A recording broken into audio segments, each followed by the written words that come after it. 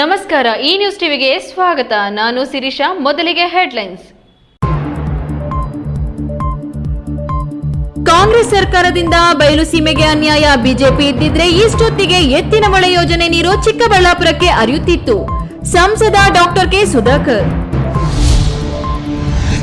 ಕುಡಿದ ಮತ್ತಿನಲ್ಲಿ ಪತ್ನಿಯ ಕೊಲೆ. ಮನೆಗೆ ಬಾ ಎಂದು ಬುದ್ಧಿವಾದ ಹೇಳಿದ್ದೆ ಪತ್ನಿಯ ಜೀವಕ್ಕೆ ಮುಳುವಾಯ್ತಾ?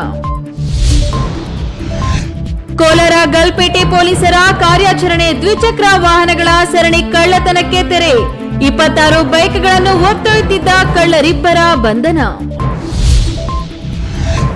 ಯಾರಿಗೂ ಎದುರಿ ಕಾಮಗಾರಿಗಳನ್ನ ಮಾಡುತ್ತಿಲ್ಲ.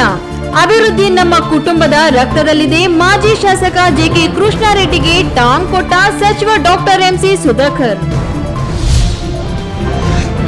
ಯಾವುದೇ ಪ್ರತಿಭಟನೆಗೆ 10 ದಿನಗಳ ಮೊದಲೇ ಅನುಮತಿ ಕಡ್ಡಾಯ. ಜಿಲ್ಲಾಧಿಕಾರಿ ಹೊರಡಿಸಿದ ಸುತ್ತೋಲೆ ಪ್ರಗತಿಪರ ಸಂಘಟನೆಗಳ ಕೆಂಗಣ್ಣಿಗೆ ಗುರಿ.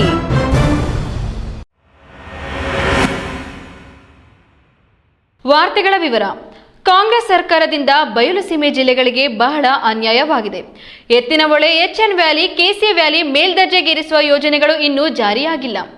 ನಮ್ಮ ರಾಜ್ಯಕ್ಕೆ ಬರಬೇಕಾದ ಹೂಡಿಕೆಗಳು ಪಕ್ಕದ ರಾಜ್ಯಗಳಿಗೆ ಹೋಗುತ್ತಿದೆ. ತಮಿಳುನಾಡಿನಲ್ಲಿ ಮಿತ್ರ ಪಕ್ಷವಿದ್ದರೂ ಮೇಕೆದಾಟು ಯೋಜನೆ ಜಾರಿ ಮಾಡಲು ಸಾಧ್ಯವಾಗಿಲ್ಲ ಎಂದು ಸಂಸದ ಡಾಕ್ಟರ್ ಕೆ ಸುಧಾಕರ್ ಬೇಸರ ವ್ಯಕ್ತಪಡಿಸಿದರು.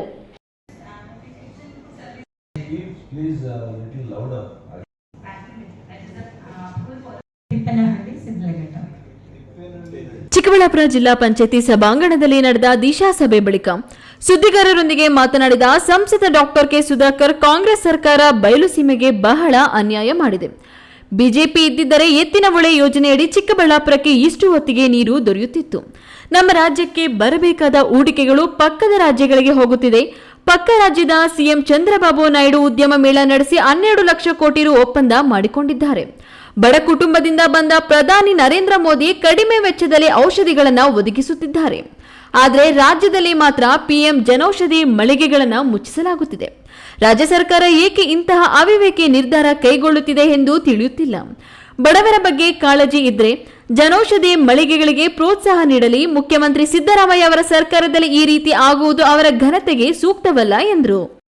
ಜಿಲ್ಲಾಧಿಕಾರಿಗಳು, ಮುಖ್ಯ ಕಾರ್ಯನಿರ್ವಹಣಾಧಿಕಾರಿಗಳು, ಪೊಲೀಸ್ ವರಿಷ್ಠಾಧಿಕಾರಿ ಮತ್ತು ಎಲ್ಲ ಇಲಾಖೆಗಳ ಜಿಲ್ಲಾ ಮಟ್ಟದ ಅಧಿಕಾರಿಗಳ ಜೊತೆ ಇವತ್ತು ನಾವು ಸಭೆಯನ್ನು ಮಾಡಿದ್ದೇವೆ. ಜಿಲ್ಲಾ ಅಭಿವೃದ್ಧಿ ಸಮನ್ವಯ ಮತ್ತು ಉಸ್ತುವಾರಿ ಸಮಿತಿ ಇದರ ಅಧ್ಯಕ್ಷನಾಗಿ ಇವತ್ತು ಈ ಸಭೆಯನ್ನು ಮಾಡಿದ್ದೀವಿ ಮತ್ತು ಕೇಂದ್ರ ಸರ್ಕಾರದ ಎಲ್ಲ ಯೋಜನೆಗಳ ಬಗ್ಗೆ ಸಮಗ್ರವಾಗಿ ಕೂಲಂಕುಷವಾಗಿ ಚರ್ಚೆಯನ್ನು ಮಾಡಿದ್ದೀವಿ. ಬಿಜೆಪಿ ಸರ್ಕಾರ ಇದ್ದಾಗ ಬಜೆಟ್ನಲ್ಲಿ ಚಿಕ್ಕಬಳ್ಳಾಪುರದಲ್ಲಿ ಹೈಟೆಕ್ ಮಾರುಕಟ್ಟೆ ನಿರ್ಮಿಸಲು 100 ಕೋಟಿ ರು ಬಿಡುಗಡೆ ಮಾಡಿ ಡಿಪಿಆರ್ ಸಿದ್ಧಪಡಿಸಲಾಗಿತ್ತು. ಆದರೆ ಈ ಸರ್ಕಾರದಲ್ಲಿ ಚಿಕ್ಕಬಳ್ಳಾಪುರಕ್ಕೆ ಹೈಟೆಕ್ ಮಾರುಕಟ್ಟೆ ಸಿಗಲ್ಲ. ಏಕೆಂದ್ರೆ ಈಗಷ್ಟೇ ಕಾರ್ಯಸಾಧ್ಯತಾ ವರದಿ ರೂಪಿಸಲು ಸಿದ್ಧತೆ ಮಾಡಲಾಗುತ್ತಿದೆ. ಇಂದಿನ ಬಿಜೆಪಿ ಸರ್ಕಾರ ರೈತರಿಗೆ ಅನುಕೂಲವಾದ ಜಾಗ ಗುರುತಿಸಿದ್ರೆ ಈಗ ಮಾರುಕಟ್ಟೆಯ ಜಾಗವನ್ನು ಇನ್ನಷ್ಟು ದೂರದಲ್ಲಿ ಗುರುತಿಸಲಾಗಿದೆ. ಚದಲಪುರ ಹೆದ್ದಾರಿ ಬಳಿ 55 ಕೋಟಿ ರು ವೆಚ್ಚದಲ್ಲಿ ನಿರ್ಮಾಣವಾಗುತ್ತಿರುವ ಮೇಲ್ಸೇತುವೆಯ ಕಾಮಗಾರಿ ಡಿಸೆಂಬರ್ ಅಥವಾ ಜನವರಿಯೊಳಗೆ ಮುಗಿಯಬೇಕೆಂದು ಸೂಚಿಸಲಾಗಿದೆ. ಸರ್ವಿಸ್ ರಸ್ತೆಗಳಲ್ಲಿ ಗುಂಡಿಗಳು ಹೆಚ್ಚಿದ್ದು 2 ಬದಿಗಳಲ್ಲಿ ತಕ್ಷಣಕ್ಕೆ ಡಾಂಬರೀಕರಣ ಮಾಡಲಾಗುತ್ತಿದೆ ಎಂದರು. ಪ್ರತಿಷ್ಠಿತವಾಗಿರ್ತಕ್ಕಂಥ ಸಂಸ್ಥೆಗಳ ಔಷಧಿಯನ್ನು ತೆಗೆದುಕೊಂಡ್ರೆ ಇದಕ್ಕಿಂತ 70%, 80%, 100% ಕೆಲವು ಮೆಡಿಸಿನ್ ಜಾಸ್ತಿ ಆಗ್ತದೆ ಅದರ ವೆಚ್ಚ. ಅದನ್ನು ಕಡಿಮೆ ಮಾಡಿ ಬಡವರಿಗೆ ಅದೇ ಮೆಡಿಸಿನ್ನು ಜನೌಷಧಿ ಮಳಿಗೆಗಳಲ್ಲಿ ಕೊಡುವಂಥ ಕೆಲಸ ಮಾಡಿದರು. ಅದನ್ನು ಕಾರಣ ಗೊತ್ತಿಲ್ಲ ನನಗೆ. ರಾಜ್ಯ ಸರ್ಕಾರ ಯಾಕೆ ಜನೌಷಧಿಯನ್ನು ಮುಚ್ಚಿ ಅಂತ ಹೇಳ್ತಾ ಇದ್ದಾರೆ ನಿಜವಾಗ್ಲೂ ಕೂಡ ಗೊತ್ತಿಲ್ಲ. ಇವರಿಗೆ ಬಡವರ ಬಗ್ಗೆ ಚಿಂತನೆ ಇದ್ದರೆ, ಬಡವರ ಬಗ್ಗೆ ಬದ್ಧತೆ ಇದ್ದರೆ ತಕ್ಷಣ ಇಂತಹ ಒಂದು ಅವಿವೇಕಿತನದ ನಿರ್ಧಾರಗಳನ್ನು ಕೈಬಿಡಬೇಕು. ಬಡವರ ಪರ ಇರತಕ್ಕಂಥ ಯೋಜನೆಗಳನ್ನು ಅದಕ್ಕೆ ಸಹಕಾರ ಕೊಡಬೇಕು. ಈ ವೇಳೆ DC Ravindra, CEO Naveen Bhat, ASP Jagannath Rai ಇತರರು ಹಾಜರಿದ್ದರು. ಕೆಎಸ್ ನಾರಾಯಣ ಸ್ವಾಮಿ, ಈ ನ್ಯೂಸ್ ಟಿವಿ, ಚಿಕ್ಕಬಳ್ಳಾಪುರ.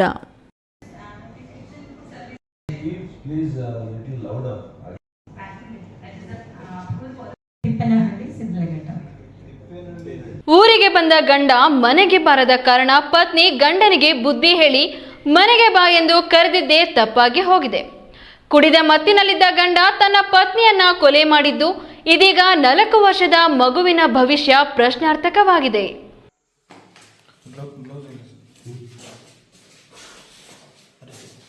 ಗೌರಿಬಿದನೂರು ತಾಲೂಕಿನ ಉದುಗೂರು ಗ್ರಾಮದ ನಿವಾಸಿ 35 ವರ್ಷದ ರಾಘವೇಂದ್ರ ಕೊಲೆ ಆರೋಪಿ. ಇಂದೂಪುರ ಮೂಲದ 30 ವರ್ಷದ ಪಾವನಿ ಕೊಲೆಯಾದ ಮಹಿಳೆ. ಗಂಡ ರಾಘವೇಂದ್ರ ಪ್ರತಿದಿನ ಮನೆಗೆ ಕುಡಿದು ಬರುತ್ತಿದ್ದು ಆಗಾಗ ಇಬ್ಬರ ನಡುವೆ ಗಲಾಟೆಯಾಗುತ್ತಿತ್ತು ಎನ್ನಲಾಗಿದೆ. ಸಿಮೆಂಟ್ ಬಲ್ಕರ್ ಲಾರಿಯಲ್ಲಿ ಡ್ರೈವರ್ ಆಗಿ ರಾಘವೇಂದ್ರ ಕೆಲಸ ಮಾಡುತ್ತಿದ್ದು ಊರಿಗೆ ಬಂದವನು ಮನೆಗೆ ಬಾರದ ಕಾರಣ ಕುಡಿದು ಎಲ್ಲಂದ್ರಲ್ಲಿ ಇರುವ ಬದಲು ಮನೆಗೆ ಬಾ ಎಂದು ಪತ್ನಿ ಪಾವನಿ ಹೇಳಿದ ಬುದ್ಧಿಮಾತಿಗೆ ಕೆರಳಿದ ರಾಘವೇಂದ್ರ ಪತ್ನಿಯೊಂದಿಗೆ ಗಲಾಟೆ ಮಾಡಿದ್ದ. ಗಲಾಟೆ ವಿಕೋಪಕ್ಕೆ ತಿರುಗಿ ಕುತ್ತಿಗೆಗೆ ವೇಲ್ ಬಿಗಿದು ಕೊಲೆ ಮಾಡಿದ್ದಾನೆ.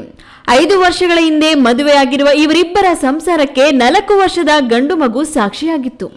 ಇದೀಗ ತಾಯಿ ಕೊಲೆಯಾಗಿ ಜೀವ ಬಿಟ್ರೆ ಇತ್ತ ತಂದೆ ಜೈಲು ಪಾಲಾಗಿದ್ದು ಮಗು ಅನಾಥವಾಗಿದೆ. ಇನ್ನು ಸ್ಥಳಕ್ಕೆ ಅಡಿಷನಲ್ ಎಸ್ಪಿ ಜಗನ್ನಾಥ್ ರೈ, ಗ್ರಾಮಾಂತರ ಠಾಣೆಯ ಪಿಎಸ್ಐ ರಮೇಶ್ ಗುಗ್ಗರಿ ಭೇಟಿ ನೀಡಿದ್ದು ಸ್ಥಳ ಮಹಜರು ಮಾಡಿ ಮುಂದಿನ ಕ್ರಮ ಕೈಗೊಂಡಿದ್ದು ಆರೋಪಿಯನ್ನ ಬಂಧಿಸಿದ್ದಾರೆ. ಪ್ರದೀಪ್, ಈ ನ್ಯೂಸ್ ಟಿವಿ, ಗೌರಿಬಿದನೂರು. ಕೋಲಾರ ಜಿಲ್ಲೆಯ ವಿವಿಧ ಭಾಗಗಳಲ್ಲಿ ಕಳವು ಮಾಡಿದ್ದ 20 ಲಕ್ಷ ಮೌಲ್ಯದ ಸುಮಾರು 26 ದ್ವಿಚಕ್ರ ವಾಹನಗಳನ್ನು ಕದ್ದೊಯ್ದಿದ್ದ ಕುಖ್ಯಾತ ಕಳ್ಳರಿಬ್ಬರನ್ನ ಕೋಲಾರದ ಗಲ್ಪೇಟೆ ಪೊಲೀಸರು ಬಂಧಿಸುವಲ್ಲಿ ಯಶಸ್ವಿಯಾಗಿದ್ದಾರೆ.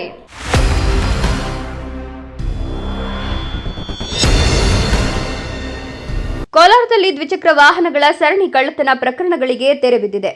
ಗಲ್ಪೇಟೆ ವೃತ್ತದ ಪೊಲೀಸರು ಮತ್ತು ಅಪರಾಧ ಪತ್ತೆ ದಳ ನಡೆಸಿದ ಕಾರ್ಯಾಚರಣೆಯಲ್ಲಿ ಇಬ್ಬರು ಆರೋಪಿಗಳು ಸೆರೆ ಸಿಕ್ಕಿದ್ದು 26 ಕಳ್ಳತನವಾದ ಬೈಕುಗಳನ್ನು ಪೊಲೀಸರು ವಶಕ್ಕೆ ಪಡೆದುಕೊಳ್ಳುವಲ್ಲಿ ಯಶಸ್ವಿಯಾಗಿದ್ದಾರೆ. ಕೋಲಾರ ಗಲ್ಪೇಟೆ ವೃತ್ತದ ವೃತ್ತ ನಿರೀಕ್ಷಕ ಲೋಕೇಶ್ ಎಂಜಿಯವರ ನೇತೃತ್ವದಲ್ಲಿ ಪೊಲೀಸರು ನಗರದ ಹೊರವಲಯದ ಬೇತಮಂಗಲ ರಸ್ತೆ ಜಿಗ್ಜಾಗ್ ಬಳಿ ವಾಹನ ತಪಾಸಣೆ ನಡೆಸುತ್ತಿದ್ದರು. ಈ ವೇಳೆ ನಂಬರ್ ಪ್ಲೇಟ್ ಇಲ್ಲದ ಫಸಿನೋ ಬೈಕ್ನಲ್ಲಿ ಬಂದ ಇಬ್ಬರು ಯುವಕರು ಪೊಲೀಸರನ್ನ ಕಂಡೊಡನೆ ಪರಾರಿಯಾಗಲು ಯತ್ನಿಸಿದ್ರು. ಅವರನ್ನ ಪೊಲೀಸರು ಬೆನ್ನಟ್ಟಿ ವಶಕ್ಕೆ ಪಡೆದಿದ್ದಾರೆ. ಬಂಧಿತರನ್ನ ಜುನೈದ್ ಪಾಷಾ ಮತ್ತು ಬಾಬಾ ಜಾನ್ ಅಂತ ಗುರುತಿಸಲಾಗಿದೆ. ವಿಚಾರಣೆ ವೇಳೆ ಇವರಿಂದಲೇ ಕೋಲಾರ ನಗರ ಹಾಗೂ ಜಿಲ್ಲೆಯ ವಿವಿಧ ಭಾಗಗಳಿಂದ ಕಳವು ಮಾಡಿದ್ದ 26 ದ್ವಿಚಕ್ರ ವಾಹನಗಳು ಪತ್ತೆಯಾಗಿದ್ದು ಎಲ್ಲವನ್ನ ಪೊಲೀಸರು ವಶಪಡಿಸಿಕೊಂಡಿದ್ದಾರೆ. ಈ ಯಶಸ್ವಿ ಕಾರ್ಯಾಚರಣೆಯಲ್ಲಿ head constable Vasudevamurthy, Krishnamurthy, jeep ಚಾಲಕ ಶ್ರೀನಿವಾಸ್, ಗಂಗಾಧರ್, ಮಂಜುಳಾ, ಹೆಚ್ಸಿ ಅಂಜಿನಪ್ಪ, ತಾಂತ್ರಿಕ ಸಿಬ್ಬಂದಿ ಮುರಳಿ ಮತ್ತು ಶ್ರೀನಾಥ್ಗಳು ಪ್ರಮುಖ ಪಾತ್ರ ವಹಿಸಿದ್ದಾರೆ. ಅಧಿಕಾರಿಗಳ ಶ್ರದ್ಧೆ ಮತ್ತು ಅವರ ತಂಡದ ನಿಷ್ಠೆಯ ಹಿನ್ನೆಲೆ ಕಾರ್ಯಾಚರಣೆಗೆ ಎಸ್ಪಿ ಅವರು ಅಭಿನಂದನೆ ಸಲ್ಲಿಸಿದ್ದಾರೆ. ಸರಣಿ ಕಳ್ಳತನ ಪ್ರಕರಣಗಳನ್ನು ಬಹಿರಂಗಪಡಿಸಿ ದ್ವಿಚಕ್ರ ವಾಹನಗಳನ್ನು ಪುನಃ ವಶಪಡಿಸಿಕೊಂಡಿರುವ ಪೊಲೀಸರು ಇನ್ಮುಂದೆ ಈ ರೀತಿಯ ಅಪರಾಧಗಳಿಗೆ ಕಟ್ಟುನಿಟ್ಟಿನ ಕ್ರಮ ಜರುಗಿಸಲಾಗುವುದು ಅಂತ ತಿಳಿಸಿದ್ದಾರೆ. ಸತೀಶ್, ಈ ನ್ಯೂಸ್ ಟಿವಿ, ಕೋಲಾರ.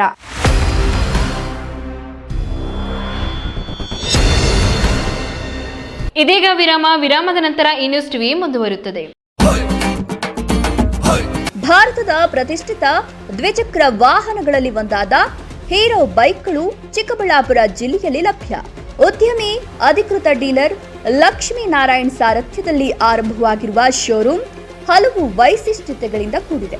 ಹೀರೋ ಕಂಪನಿಯ ಬೈಕ್ಗಳ ಅಧಿಕೃತ ಮಾರಾಟಗಾರರು ಮತ್ತು ಸರ್ವಿಸ್ ಸೆಂಟರ್ ಸೇವೆಗಳು ಚಿಕ್ಕಬಳ್ಳಾಪುರದಲ್ಲಿ ಈಗ ಲಭ್ಯ.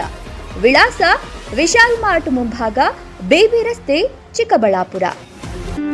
ಖ್ಯಾತ ಶಸ್ತ್ರಚಿಕಿತ್ಸಾ ತಜ್ಞ ಡಾಕ್ಟರ್ ಪ್ರಶಾಂತ್ ಮೂರ್ತಿ ಸಾರಥ್ಯದಲ್ಲಿ ಆರಂಭಗೊಂಡಿದೆ. ಅತ್ಯಾಧುನಿಕ ಸೌಲಭ್ಯಗಳನ್ನು ಒಳಗೊಂಡ ದಿನದ 24 ಗಂಟೆಗಳ ಕಾಲ ಕಾರ್ಯನಿರ್ವಹಿಸುತ್ತಿರುವ ಅಭಯ ಆಸ್ಪತ್ರೆಯಲ್ಲಿ ಎಲ್ಲಾ ರೀತಿಯ ಚಿಕಿತ್ಸೆಗಳು ಲಭ್ಯ. ಗುಣಮಟ್ಟದ ಆರೋಗ್ಯ ಸೇವೆಯನ್ನು ಕೈಗೆಟುಕುವ ದರದಲ್ಲಿ ಒದಗಿಸುವುದು ನಮ್ಮ ಧ್ಯೇಯ. ಚಿಕ್ಕಬಳ್ಳಾಪುರ ಜಿಲ್ಲೆಯಲ್ಲಿ ಆರಂಭಗೊಂಡಿರುವ ಈ ಆಸ್ಪತ್ರೆಯಲ್ಲಿ ಈ ಕೆಳಕಂಡ ಚಿಕಿತ್ಸೆಗಳು ಲಭ್ಯ: ತುರ್ತು ಸೇವೆ, ಜನರಲ್ ಮೆಡಿಸಿನ್, ಜನರಲ್ ಸರ್ಜರಿ, ಮಕ್ಕಳ ತಜ್ಞ ವೈದ್ಯರ ಸೇವೆ, ಎಂಡೋಸ್ಕೋಪಿ, ಮೂಳೆ ರೋಗ ತಜ್ಞರ ಸೇವೆ, ಸ್ತ್ರೀರೋಗ ತಜ್ಞರ ಸೇವೆ, gastro enterology, CT scanning, ultrasound ಹಾಗೂ ಪ್ರಯೋಗಾಲಯ ಸೇವೆಗಳು ಲಭ್ಯವಿದೆ. ವಿರಾಮದ ನಂತರ ಈ ನ್ಯೂಸ್ ಟಿವಿಗೆ ಸ್ವಾಗತ. ಯಾರಿಗೂ ಎದುರಿ ಕಾಮಗಾರಿಗಳನ್ನ ಮಾಡುತ್ತಿಲ್ಲ, ಬದಲಾಗಿ ಅಭಿವೃದ್ಧಿ ಎಂಬುದು ನಮ್ಮ ಕುಟುಂಬದ ರಕ್ತದಲ್ಲಿದೆ. ನಿಮ್ಮಿಂದ ಅಭಿವೃದ್ಧಿ ವಿಚಾರ ಕಲಿಯುವಂತಿಲ್ಲ ಎಂದು ಮಾಜಿ ಶಾಸಕ ಜೆಕೆ ಕೃಷ್ಣಾರೆಡ್ಡಿರವರಿಗೆ ಸಚಿವ ಡಾಕ್ಟರ್ ಎಂಸಿ ಸುಧಾಕರ್ ಅವರು ಟಾಂಗ್ ನೀಡಿದ್ದಾರೆ.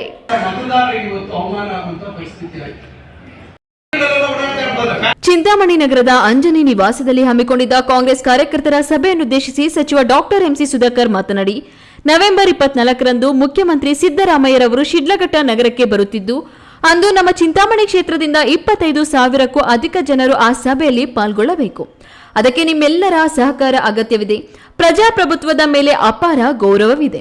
ಸೋಲು ಗೆಲುವು ಸಹಜವಾಗಿದ್ದು ಅದನ್ನು ನಾನು ಕಂಡಿದ್ದು, ನಾನು ಮತ್ತು ನಮ್ಮ ಕುಟುಂಬ ಯಾವಾಗಲೂ ಅಭಿವೃದ್ಧಿಗೆ ಆದ್ಯತೆಯನ್ನು ನೀಡುತ್ತೇವೆ. ಚಿಂತಾಮಣಿ ಕ್ಷೇತ್ರ ಅವಿಭಜಿತ ಕೋಲಾರ ಜಿಲ್ಲೆಯ ಬೃಹತ್ ವಾಣಿಜ್ಯ ನಗರಿಯಾಗಿ ಬೆಳೆಯಬೇಕಾದರೆ ನಮ್ಮ ಕುಟುಂಬವು ಶೇಕಡ 99.99% ಕೊಡುಗೆ ನೀಡಿದೆ. ಜೆಕೆ ಕೃಷ್ಣಾರೆಡ್ಡಿರವರನ್ನು ನೋಡಿ ಭಯಪಟ್ಟು ಅಭಿವೃದ್ಧಿ ಮಾಡುತ್ತಿಲ್ಲ, ಬದಲಾಗಿ ನಮ್ಮ ಕುಟುಂಬದ ರಕ್ತದಲ್ಲೇ ಅಭಿವೃದ್ಧಿ ಅಡಕವಾಗಿದೆ ಎಂದು ಟಾಂಗ್ ನೀಡಿದ್ರು. ತಿಳುವಳಿಕೆ ಕೊಟ್ಟರು ಗೊತ್ತಿಲ್ಲ, ಏನೋ ಅವ್ರ ಒಬ್ಬರಿಗೋಸ್ಕರ ಕೆಲಸ ಮಾಡ್ತಾ ಇದ್ರು ಅಂತ ಅವ್ರು ಭಯ ಬಿಟ್ಕೊಳ್ತಾರೆ.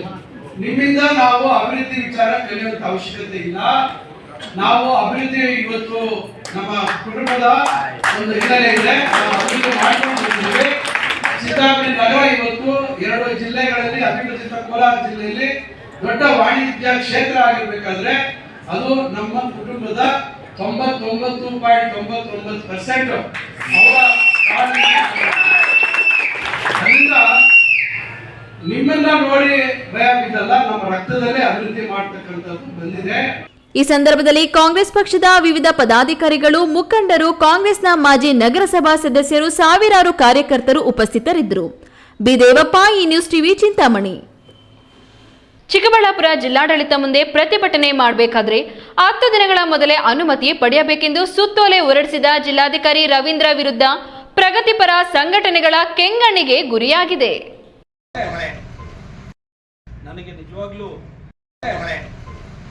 ಚಿಕ್ಕಬಳ್ಳಾಪುರ ಜಿಲ್ಲಾಡಳಿತ ಭವನದ ಮುಂದೆ ಪ್ರತಿಭಟನೆ ಮಾಡಬೇಕಾದ್ರೆ ಇನ್ಮುಂದೆ ಕನಿಷ್ಠ 10 ದಿನಗಳ ಮೊದಲೇ ಪೊಲೀಸ್ ಇಲಾಖೆಯಿಂದ ಅನುಮತಿ ಪಡೆಯಬೇಕು. ಆ ನಂತರ ಅಧಿಕಾರಿಗಳಿಂದ ಅನುಮತಿ ಪಡೆಯಬೇಕೆಂದು ಜಿಲ್ಲಾಧಿಕಾರಿ ರವೀಂದ್ರ ಸುತ್ತೋಲೆ ಹೊರಡಿಸಿದ್ದಾರೆ. ಆ ಆದೇಶದ ವಿರುದ್ಧ ಪ್ರಗತಿಪರ ಸಂಘಟನೆಗಳು, ಮುಖಂಡರಿಂದ ಭಾರೀ ವಿರೋಧ ವ್ಯಕ್ತವಾಗುತ್ತಿದೆ.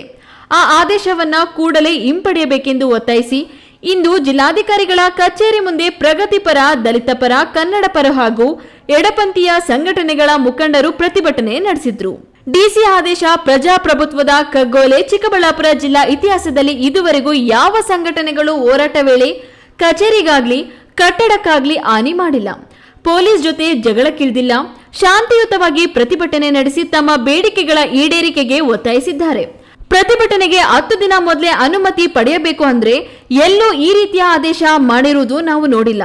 ಇದು ಹೋರಾಟಗಳನ್ನ ಹತ್ತಿಕ್ಕುವ ಹುನ್ನಾರ ನಡೆಯುತ್ತಿದೆ ಎಂದು ಎಡಪಕ್ಷಗಳ ಮುಖಂಡ ಎಂಪಿ ಮುನಿವೆಂಕಟಪ್ಪ ಆಕ್ರೋಶ ಹೊರಹಾಕಿದರು. ಹಕ್ಕಂತ ರೀತಿಯಲ್ಲಿ ನಾವು ಹೋರಾಟಗಳನ್ನು ಮಾಡ್ಕೊಂಡು ಬಂದಿರೋದು. ಯಾವತ್ತೂ ಕೂಡ ಯಾವುದೇ ಸಂಘಟನೆ ಯಾವುದೇ ಒಂದು ಅಹಿತಕರ ಘಟನೆ ನಡೆಸಬೇಕು ಅಂತ ದುರುದ್ದೇಶದಿಂದಾಗಲಿ ಅಥವಾ ಯಾವುದೇ ಒಂದು ಪ್ರತಿಭಟನೆಯನ್ನು ಯಾವುದೋ ದುರುದ್ದೇಶಕ್ಕೋಸ್ಕರ ರೂಪಿಸಬೇಕು ಅಂತಕ್ಕಂಥ ಹಿನ್ನೆಲೆಯಲ್ಲೂ ಆಗಲಿ ಆ ರೀತಿ ಎಂದಿಗೂ ನಡೆದಿಲ್ಲ. ಯಾವಾಗ ಜನರ ಸಮಸ್ಯೆಗಳು ಜಾಸ್ತಿ ಆಗಿ ಆಡಳಿತ ಯಂತ್ರಾಂಗ ಜನರಿಗೆ ಸ್ಪಂದನೆ ಕೊಡದೇ ಇರತಕ್ಕಂಥ ಸಂದರ್ಭದಲ್ಲಿ ಸಮಸ್ಯೆಗಳ ಪರಿಹಾರಕ್ಕೋಸ್ಕರ ಹೋರಾಟಗಳು ನಡೆಸ್ತೀವಿ ಹೊರತು ಹೋರಾಟಗಳನ್ನು ನಮಗೇನು ಬೇಕು ಅಂತೇಳಿ ಯಾವತ್ತೂ ಯಾರೂ ಕೂಡ ಹೋರಾಟ ನಡೆಸಲ್ಲ. ಇವತ್ತು ಜಿಲ್ಲಾಧಿಕಾರಿಗಳು ಅರ್ಥ ಮಾಡ್ಕೋಬೇಕು, ಅವ್ರ ಸುತ್ತೋಲೆಯಲ್ಲೇ ಇದೆ ಇದು ಪ್ರಜಾಸೌಧ ಅಂತ, ಅಂದರೆ ಜನರ ಸೌಧ ಅಂತ. ಜನರ ಸಮಸ್ಯೆಗಳನ್ನು, ಸಂಕಷ್ಟಗಳನ್ನು ಇಲ್ಲಿ ತಂದು ಹೇಳಿ ಆ ಸಮಸ್ಯೆ ಪರಿಹಾರ ಮಾಡ್ಕೊಳ್ತಕ್ಕಂಥ ಜಾಗ ಇದು. ನಮಗೆ ಗೊತ್ತಿಲ್ಲ, ಆದರೆ ಈ ಆದೇಶವನ್ನ ಈ ಕೂಡಲೇ ತಾವು ದಯವಿಟ್ಟು ವಾಪಸ್ ಪಡಿಬೇಕು. ಎಂದಿನಂತೆ ಜಿಲ್ಲಾಧಿಕಾರಿಗಳ ಕಚೇರಿ ಮುಂದ್ಗಡೆ ಹೋರಾಟಗಳನ್ನು ಮಾಡಲಿಕ್ಕೆ ಅವಕಾಶವನ್ನ ಕೊಡಬೇಕು. 18 ವರ್ಷಗಳ ಇತಿಹಾಸದಲ್ಲಿ ಯಾರೂ ಜಿಲ್ಲಾಧಿಕಾರಿಗಳ ಕಚೇರಿ ಕಲ್ಲೊಡೆದಿಲ್ಲ, ಬಾಟಲಿ ಹೊಡೆದಿಲ್ಲ, ಅಹಿತಕರ ಘಟನೆ ನಡೆಯೋದಕ್ಕೆ ಅವಕಾಶ ಕೊಟ್ಟಿಲ್ಲ. ಇಂಥ ಒಳ್ಳೆ ಹೋರಾಟಗಾರರಿರುವಂಥ ಈ ಜಿಲ್ಲೆಯಲ್ಲಿ ಅಚಾನಕ್ ಆಗಿ ಹೊರಡಿಸಿದಂಥ ಆದೇಶವನ್ನ ಈ ಕೂಡಲೇ ವಾಪಸ್ ಪಡಿಬೇಕು ಅಂತ ಹೇಳಿ ಶಾಶ್ವತ ನೀರಾವರಿ ಹೋರಾಟ ಸಮಿತಿಯ ಅಧ್ಯಕ್ಷರಾದಂಥ ಆಂಜನೇಯ ರೆಡ್ಡಿ ಅವರ ನೇತೃತ್ವದಲ್ಲಿ ಎಲ್ಲ ಕನ್ನಡದ ಬಂಧುಗಳು ಒಟ್ಟಿಗೆ ಸೇರಿ ಇವತ್ತು ಈ ಮನವಿಯನ್ನ ಮಾನ್ಯ ಜಿಲ್ಲಾಧಿಕಾರಿಗಳಿಗೆ ನಾವು ಅರ್ಪಿಸ್ತಾ ಇದ್ದೀವಿ. ಎಲ್ಲರೂ ಪ್ರತಿಭಟನಾ ಸ್ಥಳಕ್ಕೆ ಆಗಮಿಸಿದ ಡಿಸಿ ರವೀಂದ್ರರವರಿಗೆ ಶಾಶ್ವತ ನೀರಾವರಿ ಹೋರಾಟ ಸಮಿತಿ ಅಧ್ಯಕ್ಷ ಆಂಜನೇಯ ರೆಡ್ಡಿ ಹೋರಾಟಗಾರರ ಪರಿಸ್ಥಿತಿಯನ್ನ ವಿವರಿಸಿ ಹೇಳಿ, ಜಿಲ್ಲೆಯ ಹೋರಾಟಗಾರರು ಕಾನೂನು ಚೌಕಟ್ಟನ್ನ ಮೀರಿ ಎಂದಿಗೂ ವರ್ತಿಸಿಲ್ಲ. ನಿಮ್ಮ ಆದೇಶ ಎಲ್ಲರ ಹಕ್ಕುಗಳನ್ನ ಕಸಿಯುವಂತಹ ನಿರ್ಮಾಣ ಎನಿಸಿದೆ. ಕೂಡಲೇ ನಿಮ್ಮ ಸುತ್ತೋಲೆಯನ್ನ ವಾಪಸ್ಸು ಪಡೆಯಿರಿ, ನಮ್ಮೆಲ್ಲರೊಂದಿಗೆ ಸಹಕರಿಸಿ ಎಂದು ಮನವಿ ಮಾಡಿದ್ರು. ಹೋರಾಟಗಾರರ ವಿಶ್ವಾಸ ಮತ್ತು ಮನವಿಯನ್ನ ಆಲಿಸಿದ ಡಿಸಿ ರವೀಂದ್ರ ಪೊಲೀಸರೊಂದಿಗೆ ಚರ್ಚಿಸಿ ಆದೇಶ ವಾಪಸ್ಸು ಪಡೆಯುವ ತೀರ್ಮಾನ ಮಾಡುತ್ತೇನೆಂದು ಭರವಸೆ ನೀಡಿದ್ರು. ಎಲ್ಲ ಕನ್ನಡ ಪರ ಸಂಘಟನೆಗಳ ಅಧ್ಯಕ್ಷರುಗಳು, ದಲಿತ ಪರ ಸಂಘಟನೆಗಳ ಅಧ್ಯಕ್ಷರುಗಳು, ರೈತ ಪರ ಸಂಘಟನೆಗಳ ಅಧ್ಯಕ್ಷರುಗಳು, ಕಾರ್ಮಿಕ ಸಂಘಟನೆಗಳ ಅಧ್ಯಕ್ಷರುಗಳು ಮತ್ತು ವಿಕಲಚೇತನರ ಅಧ್ಯಕ್ಷರುಗಳು ಸೇರಿದಂತೆ ಈ ಜಿಲ್ಲೆಯ ಎಲ್ಲ ಪ್ರಗತಿಪರ ಸಂಘಟನೆಗಳ ಕೇವಲ ಅಧ್ಯಕ್ಷರುಗಳು ಇಲ್ಲಿ ಬಂದು ಅಸೆಂಬಲ್ ಆಗಿದ್ದೀವಿ. ಎಲ್ಲರೂ ಈಗಾಗಲೇ ಒಂದು ಗಂಟೆಗಳಿಂದ ಚರ್ಚೆಯನ್ನು ಮಾಡಿದ್ದೀವಿ. ಪ್ರತಿಭಟನೆಯಲ್ಲಿ ದಲಿತ ಪರ ಮುಖಂಡರಾದ ಸುಧಾ ವೆಂಕಟೇಶ್, ಬಾಲಕುಂಟಹಳ್ಳಿ ಗಂಗಾಧರ್, ಜೆಸಿ ವೆಂಕಟರಮಣಪ್ಪ, ಕೆಸಿ ರಾಜಕಾಂತ್, ರಾಜ್ಯ ರೈತ ಸಂಘದ ಅಧ್ಯಕ್ಷ ಜೆಜೆಹಳ್ಳಿ ನಾರಾಯಣಸ್ವಾಮಿ, ಕನ್ನಡ ಸೇನೆ ರವಿಕುಮಾರ್, ಬಿವಿ ಆನಂದ್, ಕೆಪಿಆರ್ಎಸ್ ಮುಖಂಡರು ಸಿದ್ದಗಂಗಪ್ಪ, ಚೆನ್ನರಾಯಪ್ಪ, ಮಂಚೇನಹಳ್ಳಿ ಲಕ್ಷ್ಮೀನಾರಾಯಣ, ಉಷಾ ಕಿರಣ್, ಚಂದ್ರಶೇಖರ್ ಇತರರು ಜೊತೆಗಿದ್ರು. ಕೆಎಸ್ ನಾರಾಯಣಸ್ವಾಮಿ, ಈ ನ್ಯೂಸ್ ಟಿವಿ, ಚಿಕ್ಕಬಳ್ಳಾಪುರ.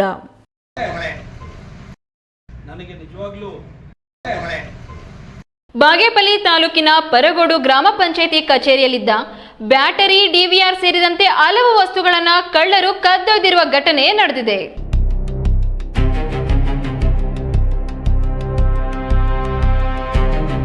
ಬಾಗೇಪಲ್ಲಿ ತಾಲೂಕಿನ ಪರಗೋಡು ಗ್ರಾಮ ಪಂಚಾಯಿತಿ ಕಚೇರಿ, ರಾಷ್ಟ್ರೀಯ ಹೆದ್ದಾರಿ 44ರ ಪಕ್ಕದಲ್ಲಿರುವ ಈ ಕಚೇರಿಯಲ್ಲಿ ಕಳೆದ ರಾತ್ರಿ ಕಳ್ಳತನ ನಡೆದಿದೆ. ಕಚೇರಿಯಲ್ಲಿದ್ದ ಬ್ಯಾಟರಿ, ಡಿವಿಆರ್ ಸೇರಿದಂತೆ ಹಲವು ವಸ್ತುಗಳನ್ನು ಕಳ್ಳರು ಕಳುವು ಮಾಡಿಕೊಂಡು ಪರಾರಿಯಾಗಿದ್ದಾರೆ ಅಂತ ತಿಳಿದುಬಂದಿದೆ. ಪರಗೋಡು ಕ್ರಾಸ್ನಿಂದ ಸ್ವಲ್ಪ ದೂರದಲ್ಲಿರುವ ಈ ಕಚೇರಿ ಪಕ್ಕದಲ್ಲಿ ಮನೆಗಳೇ ಇಲ್ಲದ ಕಾರಣ ಕಳ್ಳತನ ಕಣ್ಣಿಗೆ ಬಾರದಿರುವ ಸಾಧ್ಯತೆ ಹೆಚ್ಚಿದೆ ಅಂತ ಪೊಲೀಸರು ಪ್ರಾಥಮಿಕವಾಗಿ ಅಂದಾಜಿಸಿದ್ದಾರೆ.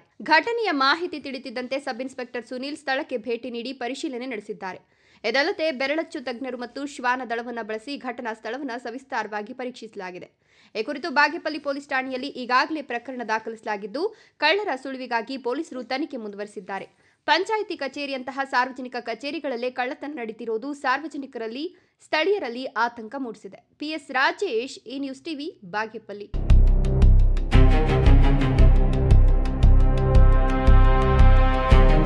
ತನ್ನ ಪಾಡಿಗೆ ಮೊಬೈಲ್ ನೋಡುತ್ತಾ ಕುಳಿತಿದ್ದ ಯುವಕನೊಬ್ಬನಿಗೆ ಏಕಾಏಕಿ ಬಂದ ಮತ್ತೊಬ್ಬ ಯುವಕ ಚಾಕುವಿನಿಂದ ಹಲ್ಲೆ ನಡೆಸಿದ್ದು ಈ ದೃಶ್ಯ ಸಿಸಿಟಿವಿಯಲ್ಲಿ ಸೆರೆಯಾಗಿದೆ.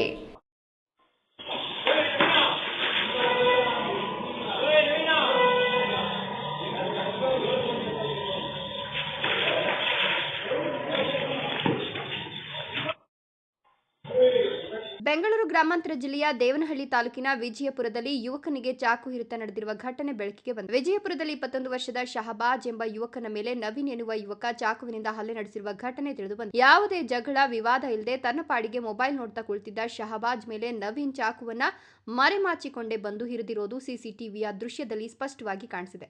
ಘಟನೆ ಬಳಿಕ ಗಂಭೀರವಾಗಿ ಗಾಯಗೊಂಡ ಶಹಬಾಜನ್ನ ಸ್ಥಳೀಯ ಆಸ್ಪತ್ರೆಗೆ ತಕ್ಷಣ ರವಾನೆ ಮಾಡಲಾಗಿದೆ. ಯುವಕನ ಮೇಲೆ ನಡೆದಿರುವ ಈ ಆಕಸ್ಮಿಕ ದಾಳಿಯಿಂದ ಸ್ಥಳೀಯರು ಬೆಚ್ಚಿಬಿದ್ದಿದ್ದಾರೆ.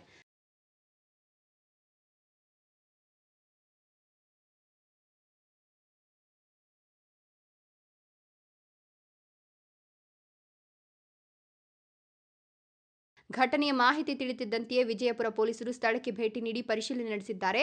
ದಾಳಿಗೆ ನಿಖರ ಕಾರಣ ಏನು, ಪೂರ್ವ ವೈಷಮ್ಯ ಇತ್ತೇ, ಇಲ್ಲವೇ ಬೇರೆ ಏನಾದರೂ ಕಾರಣ ಇತ್ತೇ ಅನ್ನೋ ಕೋನದಿಂದ ಪೊಲೀಸರು ತನಿಖೆ ಮುಂದುವರೆಸಿದ್ದಾರೆ. ಚಿಕ್ಕಬಳ್ಳಾಪುರ ತಾಲೂಕಿನಾದ್ಯಂತ 320 ಅಂಗನವಾಡಿ ಕೇಂದ್ರಗಳು ಕಾರ್ಯನಿರ್ವಹಿಸುತ್ತಿದ್ದು, ಅವುಗಳ ಪೈಕಿ ಮಾದರಿ ಅಂಗನವಾಡಿಗಳು 40 ಸಕ್ಷಮ್ ಯೋಜನೆಯಡಿ ಆಯ್ಕೆಯಾಗಿ 120 ಅಂಗನವಾಡಿ ಕೇಂದ್ರಗಳು ಕಾರ್ಯನಿರ್ವಹಿಸುತ್ತಿದ್ದು, ಮಕ್ಕಳ ಚಟುವಟಿಕೆ ಅಭಿವೃದ್ಧಿಗಾಗಿ ಸ್ಮಾರ್ಟ್ ಟಿವಿ ಮತ್ತು ಆಟಿಕೆ ಸಾಮಗ್ರಿಗಳನ್ನು ನೀಡಲಾಗುತ್ತದೆ. ಅಂತಹ ಅಂಗನವಾಡಿ ಕೇಂದ್ರಗಳ ಕಾರ್ಯಕರ್ತರಿಗೆ 3 ದಿನಗಳ ಕಾಲ ವಿಶೇಷ ತರಬೇತಿಗಳನ್ನು ಹಮ್ಮಿಕೊಳ್ಳಲಾಗಿದೆ ಎಂದು ಸಿಡಿಪಿಒ ಉಸ್ಮಾನ್ ತಿಳಿಸಿದರು.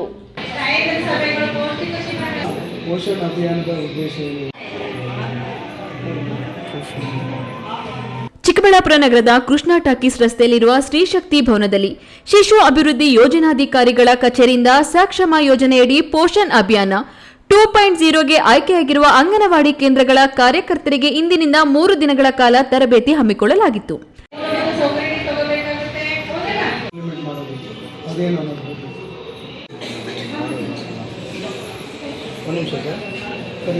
ತರಬೇತಿಯನ್ನು ಉದ್ಘಾಟನೆ ಮಾಡಿದ ಸಿಡಿಪಿಒ ಉಸ್ಮಾನ್, ಚಿಕ್ಕಬಳ್ಳಾಪುರ ತಾಲೂಕಿನಲ್ಲಿ ಒಟ್ಟು 320 ಅಂಗನವಾಡಿ ಕೇಂದ್ರಗಳು ಕಾರ್ಯನಿರ್ವಹಿಸುತ್ತಿದ್ದು, ಅವುಗಳ ಪೈಕಿ 40 ಮಾದರಿ ಅಂಗನವಾಡಿ ಕೇಂದ್ರಗಳ ಗ್ರಾಮ ಪಂಚಾಯಿತಿ ಸಹಕಾರ ಪೋಷಕರ ಪಾಲ್ಗೊಳ್ಳುವಿಕೆಯಿಂದ ನಡೆಯುತ್ತಿವೆ.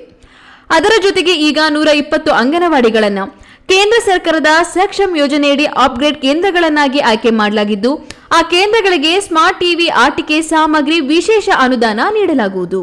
70 ಕೇಂದ್ರಗಳು ಬಾಡಿಗೆ ಕಟ್ಟಡದಲ್ಲಿ ನಡೆಯುತ್ತಿವೆ. ಉಳಿದ 30 ಕೇಂದ್ರಗಳು ಸರ್ಕಾರಿ ಶಾಲೆ ಅಥವಾ ಸಮುದಾಯ ಭವನಗಳಲ್ಲಿ ನಡೆಯುತ್ತಿದ್ದು, ತಾಲೂಕಿನಲ್ಲಿ ಎಲ್ಲ ಅಂಗನವಾಡಿಗಳು ಪೂರ್ಣ ಕಾಲದ ಅಂಗನವಾಡಿಗಳಾಗಿ ಪರಿವರ್ತನೆ ಮಾಡಲಾಗಿದ್ದು, ಮಿನಿ ಅಂಗನವಾಡಿ ಮುಕ್ತ ತಾಲೂಕಾಗಿ ಹೊರಹೊಮ್ಮಿದೆ ಎಂದು ತಿಳಿಸಿದರು. ಚಿಕ್ಕಬಳ್ಳಾಪುರ ಶಿಶು ಅಭಿವೃದ್ಧಿ ಯೋಜನೆಯ ವ್ಯಾಪ್ತಿಯಲ್ಲಿ ಪ್ರಸ್ತುತ 320 ಅಂಗನವಾಡಿ ಕೇಂದ್ರಗಳು ಕಾರ್ಯನಿರ್ವಹಿಸುತ್ತಿದ್ದು, ಈ ಪೈಕಿ ಸಕ್ಷಮ್ ಅಂಗನವಾಡಿಗಳಂತ ಬಿಟ್ಟು 121 ನಮ್ಮ ಗುರುತಿಸಲಾಗಿದೆ. ಈ 121 ಅಂಗನವಾಡಿಗಳ ಪೈಕಿ ಆ ಅಂಗನವಾಡಿ ಕೇಂದ್ರಗಳಿಗೆ ಸ್ಮಾರ್ಟ್ ಟಿವಿ ಕೊಡುವಂಥದ್ದು, ಆ ಅಂಗನವಾಡಿ ಕೇಂದ್ರಕ್ಕೆ ಪೋಷಣ್ ವಾಟಿಕಾ ಅಂತ ಕೈತೋಟವನ್ನು ಬೆಳೆಸೋದಕ್ಕೆ ಅನುದಾನ ಕೊಡುವಂಥದ್ದು ಮತ್ತು ಅಂಗನವಾಡಿಗೆ ವಾಟರ್ ಫಿಲ್ಟರ್ ಸೌಲಭ್ಯವನ್ನು ಕಲ್ಪಿಸುವಂಥದ್ದು ಮತ್ತು ಬೇಸಿಕ್ ಇನ್ಫ್ರಾಸ್ಟ್ರಕ್ಚರ್ಸ್ ಏನು ಬೇಕಾಗಿರೋ ಅವಶ್ಯಕತೆ ಇದೆ ಅದನ್ನು ಸ್ಥಳೀಯ ಮಟ್ಟದಲ್ಲಿ ಸೌಲಭ್ಯಗಳನ್ನು ಒದಗಿಸುವ ಮುಖಾಂತರ ಅಂಗನವಾಡಿ ಕೇಂದ್ರಗಳಲ್ಲಿ ಗುಣಮಟ್ಟವನ್ನು ಹೆಚ್ಚಿಸುವಂಥ ಶಿಕ್ಷಣದ ಗುಣಮಟ್ಟವನ್ನು ಹೆಚ್ಚಿಸುವಂಥದ್ದು, ಮಕ್ಕಳಲ್ಲಿನ ಅಪೌಷ್ಟಿಕತೆಯನ್ನು ತಡೆಗಟ್ಟುವ ನಿಟ್ಟಿನಲ್ಲಿ ಅಂಗನವಾಡಿ ಕೇಂದ್ರಗಳ ಕಾರ್ಯನಿರ್ವಹಣೆ ಮಾಡುವಂಥ ಉದ್ದೇಶಕ್ಕೋಸ್ಕರ ಪ್ರಸ್ತುತ ಪೋಷಣ್ ಬಿ ಪಢಾಯಿ ಬಿ ಅನ್ನುವಂಥ ಕಾರ್ಯಕ್ರಮವನ್ನು 3 ದಿನದ ತರಬೇತಿ ಕಾರ್ಯಕ್ರಮವನ್ನು 100 ಜನ ಅಂಗನವಾಡಿ ಕಾರ್ಯಕರ್ತೆಗೆ ಇವತ್ತು ಮತ್ತು ನಾಳೆ ನಾಡಿದ್ದು 3 ದಿನ ತರಬೇತಿಯನ್ನು ಹಮ್ಮಿಕೊಂಡಿದ್ದೀವಿ. ಈ ತರಬೇತಿ ನೀಡುವ ಮುಖಾಂತರ ನಮ್ಮಲ್ಲಿರುವಂತಹ ಅಂಗನವಾಡಿ ಕಾರ್ಯನಿರ್ವಹಣೆಯಲ್ಲಿ ಸುಧಾರಣೆ ತರುವಂಥ ಕೆಲಸಕ್ಕೋಸ್ಕರ ನಾವು ಪ್ರಯತ್ನ ಮಾಡ್ತೇವೆ. ಪಂಚಾಯಿತಿಯ ಮಟ್ಟದಲ್ಲಿ ಸಹಕಾರ ಪಡೆದು ಮತ್ತು ಸ್ಥಳೀಯರ ಸಮುದಾಯದ ಭಾಗವಹಿಸುವಿಕೆ ಇದರಿಂದ ಹಿಡಿದು ಅಂಗನವಾಡಿ ಕೇಂದ್ರಕ್ಕೆ ಬೇಕಾದಂತಹ ಕೆಲವೊಂದು ಮೂಲಭೂತ ಸೌಲಭ್ಯಗಳು, ಅಂಗನವಾಡಿ ಕೇಂದ್ರಕ್ಕೆ ಬಾಲಸ್ನೇಹಿ ಪೇಂಟಿಂಗ್ ಮಾಡಿಸುವಂಥದ್ದು, ಕೈತೋಟ ಮಾಡುವಂಥದ್ದು ಕೆಲಸಗಳನ್ನು ಮಾಡಿ ಸುಮಾರು 40ಕ್ಕೂ ಹೆಚ್ಚು ಅಂಗನವಾಡಿ ಕೇಂದ್ರಗಳು ಕಾರ್ಯನಿರ್ವಹಿಸುತ್ತಿದ್ದು, ಇದ್ರ ಜೊತೆಗೆ ಈಗ ಸಕ್ಷಮ್ ಅಂಗನವಾಡಿ ಅಂತ ಕೊಟ್ಟಿರುವುದರಿಂದಾಗಿ ಈ ಸಕ್ಷಮ್ ಅಂಗನವಾಡಿ ಮುಖಾಂತರನೂ ಸಹ ನಾವು ಹೆಚ್ಚಿನ ಬಳಕೆ ಮಾಡಿಕೊಂಡು ಅಂಗನವಾಡಿ ಕೇಂದ್ರದಲ್ಲಿ ಮಕ್ಕಳ ಕಲಿಕೆಗೆ ಒಂದು ಉತ್ತಮ ವಾತಾವರಣವನ್ನು ನಿರ್ಮಾಣ ಮಾಡ್ತಾರೆ. ತಾಲೂಕಲ್ಲಿ ನಮ್ಮಲ್ಲಿ 320 ಅಂಗನವಾಡಿ ಕೇಂದ್ರಗಳ ಪೈಕಿ 220 ಅಂಗನವಾಡಿ ಸ್ವಂತ ಬಿಲ್ಡಿಂಗಲ್ಲಿ ಕಾರ್ಯನಿರ್ವಹಿಸುತ್ತೇವೆ. ಉಳಿದಂತೆ ಸರ್ಕಾರಿ ಶಾಲೆಗಳಲ್ಲಿ ಮತ್ತು ಸಮುದಾಯ ಭವನದಲ್ಲಿ ಕೆಲಸ ಮಾಡ್ತಿದ್ದಾವೆ. ಬಾಡಿಗೆಯಲ್ಲಿ 70 ಅಂಗನವಾಡಿ ಕೇಂದ್ರ ಕಾರ್ಯನಿರ್ವಹಿಸ್ತವೆ. ಎಷ್ಟು ಪೂರ್ವ ನಮ್ಮದು 320 ಅಂಗನವಾಡಿ ಕೇಂದ್ರಗಳು ಮೈನ್ ಅಂಗನವಾಡಿ ಆಗಿದ್ದಾವೆ. ಮಿನಿ ಅಂಗನವಾಡಿ ಕೇಂದ್ರಗಳು ಇಲ್ಲ ಪ್ರಸ್ತುತ. ಅದು ಮಿನಿ ಇರೋದನ್ನು ಮೈನ್ ಮಾಡಿದ್ದಾರೆ. ಸೊ ಅಲ್ಲಿ ಮುಂಚೆ ಕಾರ್ಯಕರ್ತೆ ಮಾತ್ರ ಕೆಲಸ ಮಾಡ್ತಾಯಿದ್ರು. ಆ ಕೇಂದ್ರಕ್ಕೆ ಸಹಾಯಕಿಯನ್ನು ಕೊಡುವಂಥ ಕೆಲಸ ಮಾಡಿದ್ವಿ. ಈಗ ನಮ್ಮಲ್ಲಿ ಯಾವುದು ಮಿನಿ ಕೇಂದ್ರಗಳಿವೆ. ಈ ವೇಳೆ ಮೇಲ್ವಿಚಾರಕರಾದ ಸುಧಾ, ರತ್ನಮ್ಮ, ಅಲುವೇಲಮ್ಮ, ವೇದಾವತಿ, ಲಕ್ಷ್ಮೀದೇವಮ್ಮ ಇದ್ದರು. ಕೆಎಸ್ ನಾರಾಯಣ ಸ್ವಾಮಿ, ಈ ನ್ಯೂಸ್ ಟಿವಿ, ಚಿಕ್ಕಬಳ್ಳಾಪುರ. ಪೋಷಣ್ ಅಭಿಯಾನದ ಉದ್ದೇಶ ಏನು? ಕಾರ್ತಿಕ ಮಾಸದಲ್ಲಿ ದೀಪ ಹಚ್ಚಿ ಮನುಷ್ಯ ತನ್ನಲ್ಲಿರುವ ಅಜ್ಞಾನ ಹೋಗಲಾಡಿಸಿಕೊಳ್ಳುತ್ತಾನೆ. ನಮ್ಮ ಒಳಗಿನ ಮನಸ್ಸನ್ನ ಶುದ್ಧಿ ಮಾಡುವ ಕೆಲಸ ಆಗಬೇಕು. ನಗರೀಕರಣ ಹೆಚ್ಚಾಗಿ ಗ್ರಾಮಗಳು ವೃದ್ಧಾಶ್ರಮವಾಗುತ್ತಿರುವುದು ಬೇಸರದ ಸಂಗತಿ ಎಂದು ಸಿದ್ಧಗಂಗಾ ಮಠದ ಶ್ರೀ ಸಿದ್ಧಲಿಂಗ ಸ್ವಾಮೀಜಿ ಅಭಿಪ್ರಾಯಪಟ್ಟರು.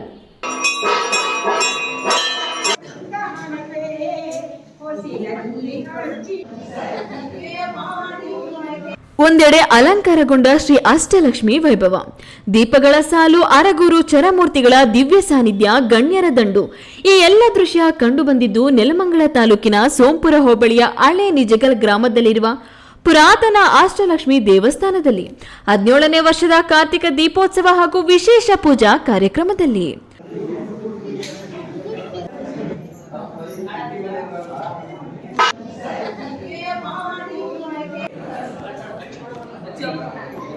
ತುಮಕೂರಿನ ಸಿದ್ಧಗಂಗಾ ಮಠದ ಶ್ರೀ ಸಿದ್ಧಲಿಂಗ ಸ್ವಾಮೀಜಿ ದಿವ್ಯ ಸಾನ್ನಿಧ್ಯ ವಹಿಸಿ ಮಾತನಾಡಿ, ಕಾರ್ತಿಕ ಮಾಸದಲ್ಲಿ ದೀಪ ಹಚ್ಚಿ ಮನುಷ್ಯ ತನ್ನಲ್ಲಿರುವ ಅಜ್ಞಾನ ಹೋಗಲಾಡಿಸಿಕೊಳ್ಳುತ್ತಾನೆ. ನಮ್ಮ ಹೊಳತಿನ ಮನಸ್ಸನ್ನು ಶುದ್ಧಿ ಮಾಡುವ ಕೆಲಸ ಆಗಬೇಕು. ನಗರೀಕರಣ ಹೆಚ್ಚಾಗಿ ಗ್ರಾಮಗಳು ವೃದ್ಧಾಶ್ರಮವಾಗುತ್ತಿರುವುದು ಬೇಸರದ ಸಂಗತಿ. ಹಳ್ಳಿಗಳು ನಶಿಸುತ್ತಾ ಪಟ್ಟಣದ ಆಕರ್ಷಣೆ ಹೆಚ್ಚಾಗುತ್ತಿರುವುದು ನಗರಗಳ ಪರಿಸರ ಹಾಳಾಗುತ್ತಿದೆ. ಯಾರ ದುಡಿಮೆಯಲ್ಲಿ ಪರಿಶ್ರಮ, ಕಾಯಕ, ನಿಷ್ಠೆ ಮತ್ತು ಹೃದಯ ಶ್ರೀಮಂತಿಗೆ ಇರುತ್ತದೋ ಅವರಿಗೆ ಮಾತ್ರ ದೇವರು ಒಳಿತು ಮಾಡುತ್ತಾನೆ. ಕೊನೆಯ ಕಾರ್ತಿಕ ಸೋಮವಾರ ಈ ಆಚರಣೆ ಉತ್ತಮವಾಗಿ ನಡೆದಿದೆ ಎಂದರು.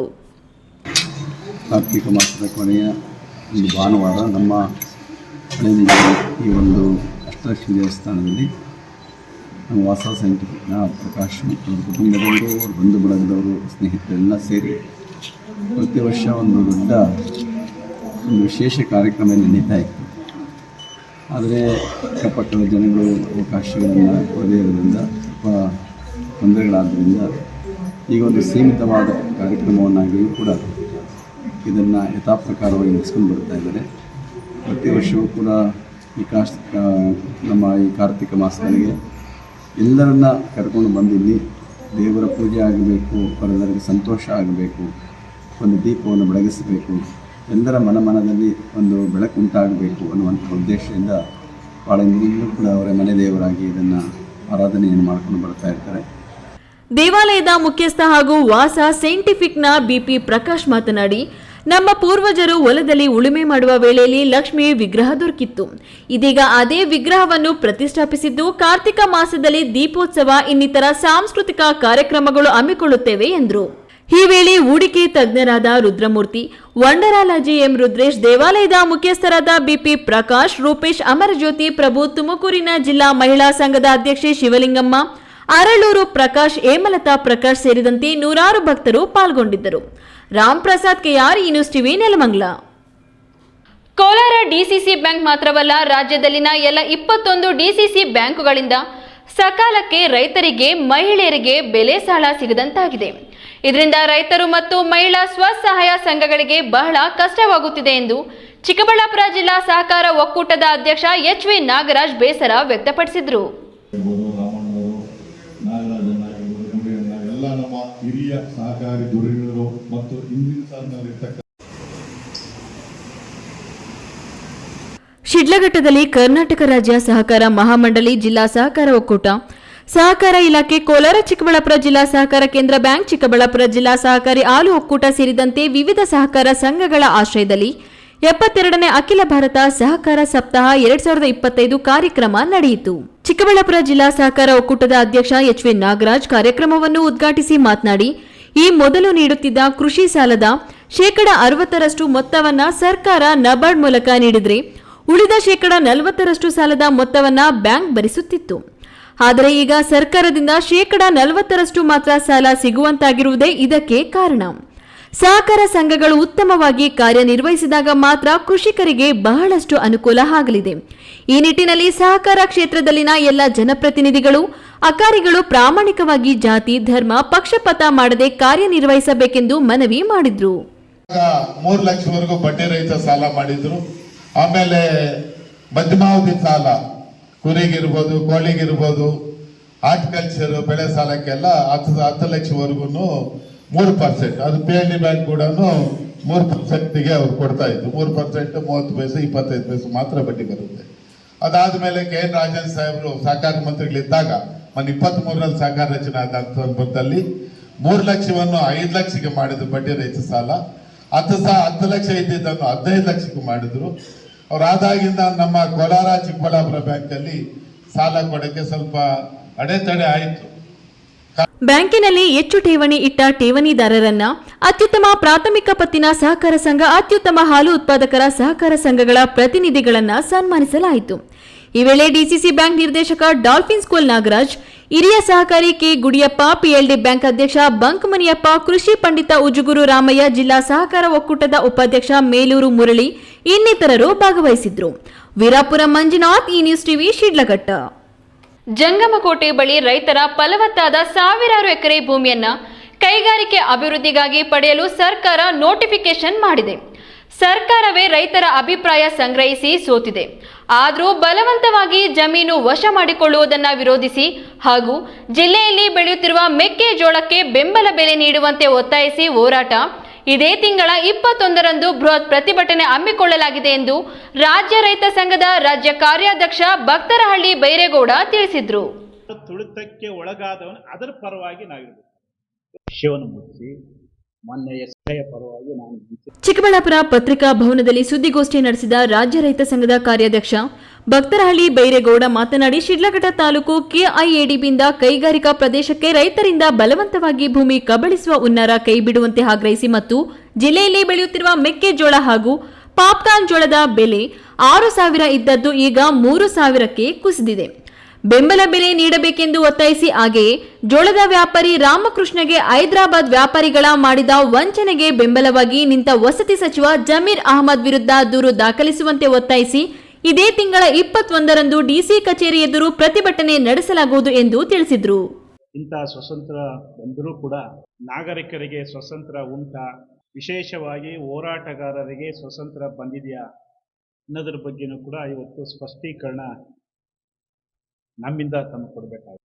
ಏನಿವತ್ತು ಮಾನ್ಯ ಜಿಲ್ಲಾಧಿಕಾರಿಗಳು ಚಿಕ್ಕಬಳ್ಳಾಪುರ ಜಿಲ್ಲೆ 12/11/2025 ಒಂದು ಎಲ್ಲ ಸಂಘ ಸಂಸ್ಥೆಗಳಿಗೆ ಒಂದು ಸಂತೋಲೆಯನ್ನು ಹೊರಡಿಸಿದ್ದಾರೆ. ಹೋರಾಟ ಮಾಡುವ 10 ದಿನದ ಹಿಂದೆ ನಮ್ಮ ಕಚೇರಿಗೆ ಪತ್ರವನ್ನು ರವಾನೆ ಮಾಡಿ ತದನಂತರ ಆ ಪತ್ರವನ್ನು ಮಾನ್ಯ ಪೊಲೀಸ್ ಅಧೀಕ್ಷಕರ ಅನುಮತಿಯ ಮೇರೆಗೆ ಚಳುವಳಿ ಮಾಡಬೇಕು ಅಂತೇಳಿ ಆ ಪತ್ರದ ಉಲ್ಲೇಖ ಐತೆ. ಸುದ್ದಿಗೋಷ್ಠಿಯಲ್ಲಿ ಜಿಲ್ಲಾ ಪದಾಧಿಕಾರಿಗಳು ಗುಡಿಬಂಡೆ ರಾಮನಾಥ್, ಸೀನಪ್ಪ, ವೇಣುಗೋಪಾಲ್, ಜಂಗಮಕೋಟೆ ಭೂಮಿ ಹೋರಾಟ ಸಮಿತಿ ಅಧ್ಯಕ್ಷ ರಾಮಕೃಷ್ಣಪ್ಪ, ರಾಜಣ್ಣ, ನೆಲಮಾಕಲಹಳ್ಳಿ ಗೋಪಾಲ್ ಇತರರು ಹಾಜರಿದ್ದರು. ಕೆಎಸ್ ನಾರಾಯಣ ಸ್ವಾಮಿ, ಈ ನ್ಯೂಸ್ ಟಿವಿ, ಚಿಕ್ಕಬಳ್ಳಾಪುರ. ಪ್ರತಿ ವರ್ಷದಂತೆ ಈ ಬಾರಿಯೂ ದೇವನಹಳ್ಳಿಯ ಐತಿಹಾಸಿಕ ಸ್ಥಳ ಪಾರಿವಾಟ ಗುಡ್ಡದಲ್ಲಿ 70ನೇ ವರ್ಷದ ಕಡಲೆಕಾಯಿ ಪರಿಷೆ ಕಾರ್ಯಕ್ರಮ ಅದ್ದೂರಿಯಾಗಿ ನೆರವೇರಿತು. ಸಚಿವ ಕೆಎಚ್ ಮುನಿಯಪ್ಪ ಕಡಲೆಕಾಯಿ ಪರಿಷೆಗೆ ಚಾಲನೆ ನೀಡಿದರು.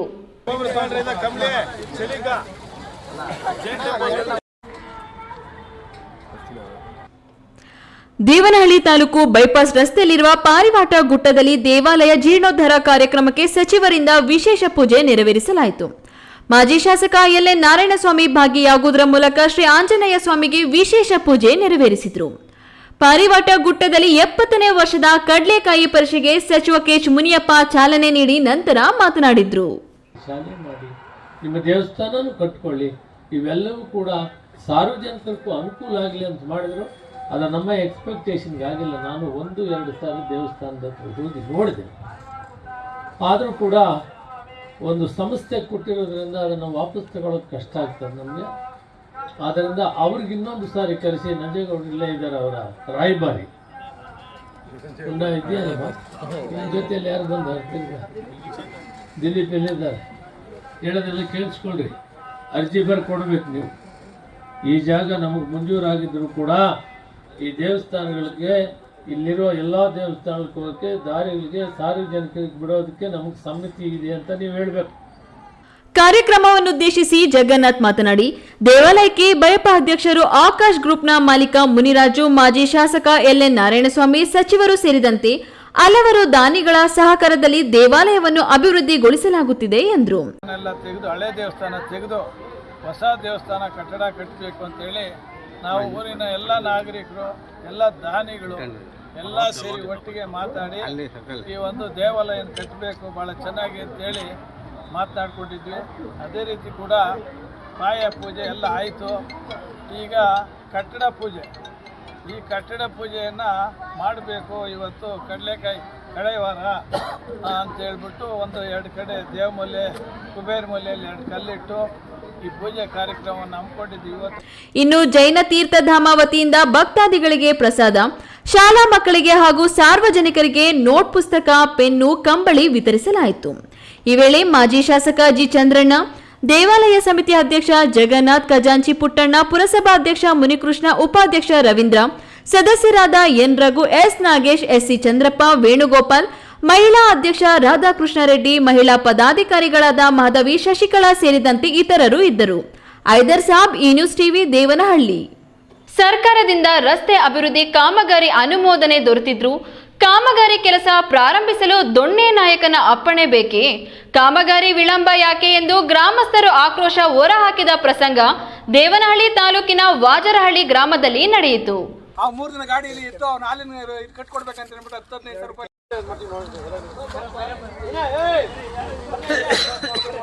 ಬೆಂಗಳೂರು ಗ್ರಾಮಾಂತರ ಜಿಲ್ಲೆಯ ದೇವನಹಳ್ಳಿ ತಾಲೂಕಿನ ವಿಶ್ವನಾಥಪುರ ಕೆಪಿಎಸ್ ಶಾಲೆಯಿಂದ ವಾಜರಹಳ್ಳಿ, ಶ್ಯಾನಪ್ಪನಹಳ್ಳಿ, ಕೆ ಹೊಸೂರು ಮಾರ್ಗವಾಗಿ ಕೊಯ್ರಾ ಗ್ರಾಮದವರೆಗೆ 2 ಕೋಟಿ ರು ವೆಚ್ಚದ ರಸ್ತೆ ಅಭಿವೃದ್ಧಿ ಕಾಮಗಾರಿಗೆ ಈಗಾಗಲೇ ಅನುಮೋದನೆ ದೊರೆತಿದ್ರೂ ಸಹ ಸಚಿವರು ಕಾಮಗಾರಿಗೆ ಚಾಲನೆ ನೀಡಿದ್ದರೂ ಸಹ 2024-25ನೇ ಸಾಲಿನಲ್ಲಿ ವಾಡಿಕೆಗಿಂತ ಸುರಿದ ಹೆಚ್ಚು ಮಳೆಯಿಂದಾಗಿ ಹಾನಿಗೊಳಗಾದ ರಸ್ತೆ, ಸೇತುವೆ ಮತ್ತು ಚರಂಡಿ ಕಾಮಗಾರಿಗಳನ್ನು ದುರಸ್ತಿಪಡಿಸಲು ಮಳೆ ಪರಿಹಾರದ ಕಾರ್ಯಕ್ರಮದ ಅಡಿಯಲ್ಲಿ ಹಂಚಿಕೆ ಮಾಡಲಾದ ಅನುದಾನವನ್ನು ಬಳಸಿ ರಸ್ತೆ ಅಭಿವೃದ್ಧಿಗೊಳಿಸುವುದರಲ್ಲಿ ಗುತ್ತಿಗೆದಾರರು ವಿಫಲರಾಗಿದ್ದಾರೆ. ಜೊತೆಗೆ ಕಾಮಗಾರಿ ವಿಳಂಬಕ್ಕೆ ಸ್ಥಳೀಯರೊಬ್ಬರ ಕುಮ್ಮಕ್ಕಿದೆ ಎಂಬ ಆರೋಪವೂ ಸಹ ಹೆಚ್ಚಾಗಿ ಕೇಳಿಬರುತ್ತಿದೆ ಎಂದು ಆರೋಪಿಸಿದ್ದಾರೆ. ಇಲ್ಲಿ ಲೋಕಲ್ ಅವರು ಲೀಡರ್ಗಳು ಇದನ್ನೆಲ್ಲಾನು ಆಟ ಆಡಿಸ್ತಾರೆ, ತಡೆ ಹಿಡಿದವ್ರು ಹೇಳ್ತೀನಿ ಅಂತ. ಅದಕ್ಕೆ ಮಿನಿಸ್ಟರ್ ಏನು ತಾಪತ್ರೆ ಇಲ್ಲ. ಮಿನಿಸ್ಟರ್ ಆರ್ಡರ್ ಮಾಡಿದ್ದಾಯ್ತು, ಕೆಲಸ ಇಡಿ ಅಂತ ಹೇಳಿದ್ದಾಯ್ತು. ಲೋಕಲ್ ಅವರು ಇರ್ರಿ ಇವತ್ತು ಬೇಡ ನಾಳೆ ಬೇಡ ಅಂತ 3 ತಿಂಗಳಿಂದ ಸತಾಯಿಸ್ತಾರೆ. ಕಾರಣ ಇಷ್ಟೇ, ಇನ್ನೇನಿಲ್ಲ. ಆರ್ಡರ್ ಇದೆ, ಎಲ್ಲ ಆಗಿದೆ. ಈ ರಸ್ತೆಯು ಸಂಪೂರ್ಣವಾಗಿ ಗುಂಡಿಗಳಿಂದ ಕೂಡಿದ್ದು ಸಾಕಷ್ಟು ಮಂದಿ ಎದ್ದು ಬಿದ್ದು ಹೋಗುವ ಪರಿಸ್ಥಿತಿ ಇದೆ. ಸಂಬಂಧಪಟ್ಟ ಸಚಿವರು ಈ ಕೂಡಲೇ ಕಾಮಗಾರಿ ತ್ವರಿತವಾಗಿ ಆಗುವಂತೆ ಗ್ರಾಮಸ್ಥರು ಒತ್ತಾಯಿಸಿದ್ದಾರೆ. ಇದೇ ಸಂದರ್ಭದಲ್ಲಿ ಗ್ರಾಮಸ್ಥರಾದ ಕೆಂಪಣ್ಣ, ಕೃಷ್ಣಮೂರ್ತಿ, ಮುದ್ದುಕೃಷ್ಣ, ಲೋಕೇಶ್, ಮಂಜುನಾಥ್, ಆನಂದ್, ಮೋಹನ್ ಕುಮಾರ್, ಚೆನ್ನೇಗೌಡ, ಶ್ರೀನಿವಾಸ್, ವಿನೋದ್, ಗೋವಿಂದಸ್ವಾಮಿ, ಶ್ವೇತಾ, ವಾಜರಹಳ್ಳಿ, ಹೊಸೂರು, ಶಾನಪ್ಪನಹಳ್ಳಿ ಗ್ರಾಮಸ್ಥರು ಇದ್ದರು. ಐದರ್ ಸಾಬ್, ಈ ನ್ಯೂಸ್ ಟಿವಿ, ದೇವನಹಳ್ಳಿ. ಇದೀಗ ವಿರಾಮದ ನಂತರ ಈ ನ್ಯೂಸ್ ಟಿವಿ ಮುಂದುವರಿಯುತ್ತದೆ. ಕಷ್ಟಪಟ್ಟು ಹಣ ಕೊಡಿಸಿ ಒಡವೆ ಮಾಡಿಸಿರ್ತೀರಿ. ಮಕ್ಕಳ ಉನ್ನತ ವ್ಯಾಸಕ್ಕೋ, ಅವ್ರ ಮದ್ವೆಗೋ ಅಥವಾ ಯಾವ್ದಾದ್ರೂ ಆರೋಗ್ಯ ಸಮಸ್ಯೆ ಬಂದಾಗ ಹಣ ಬೇಕಾಗತ್ತೆ. ಆ ಚಿನ್ನವನ್ನ ಮಾರೋಕೆ ಅಂತ ಹೋದಾಗ ಬೇಕಾಬಿಟ್ಟಿ ಬೆಲೆ ಕೇಳ್ತಾರೆ ಅನ್ನೋ ಚಿಂತೆಲಿದ್ದೀರಾ? ಇನ್ನು ಮುಂದೆ ಆ ಚಿಂತೆ ಮಾಡೋ ಪ್ರಮೇಯನೇ ಇಲ್ಲ. ಹಿಂದೆ ಹಿಂದೂಸ್ತಾನ್ ಗೋಲ್ಡ್ ಕಂಪನಿಗೆ ಬನ್ನಿ. ತಾವು ಅಡ ಇಟ್ಟಿರೋ ಚಿನ್ನವನ್ನ ತಕ್ಷಣ ಬಿಡಿಸಿ ಇಂದಿನ ಆನ್ಲೈನ್ ಬೆಲೆಗೆ ಕೊಂಡ್ಕೊಂಡು ಕೂಡಲೇ ಬಾಕಿ ಹಣವನ್ನ ನಿಮ್ ಕೈ ಕೊಡ್ತಾರೆ. ನಿಮ್ಮ ಕನಸಿನ ಸಾಕಾರಕ್ಕೆ ಜೊತೆ ಆಗ್ತಾರೆ. ಹಿಂದೂಸ್ತಾನ್ ಗೋಲ್ಡ್ ಕಂಪನಿ, ಇದು ನಿಮ್ಮ ಕಂಪನಿ ಅಲ್ಲ, ನಮ್ಮೆಲ್ಲರ ಕಂಪನಿ.